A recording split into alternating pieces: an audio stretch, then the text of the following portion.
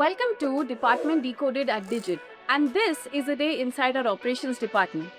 Hey, Hello. in one line, what does the operations team actually do? Make sure promises made by Digit are actual delivered. What is the most satisfying part about working in the operations department? That moment when we feel that tricky case is cleared and it feels happy to the customer. And also we can feel the sense of clarity. That's it. So, if operations at Digit were a person, what would it be? A precision artist painting efficiency across every process. What is one off superpower that you've developed over time? Keeping calm when 10 things break at once. Hi Sayed. So, what is a day in operations that you will never forget? I remember one day there was an hour-long system outage, and we received hundreds of cases, and it caused a lot of backlog. So eventually, at the end of the day, we closed it by zero cases, and this shows how the teamwork actually is.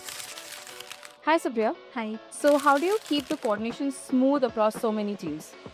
We talk, we think, and sometimes we may argue, but the goal is always the same: customers first. Hi. Yeah, hi. What is something that people don't realize while working in operations at Digit? We are the reason every customer promises turns into an experience. Hi.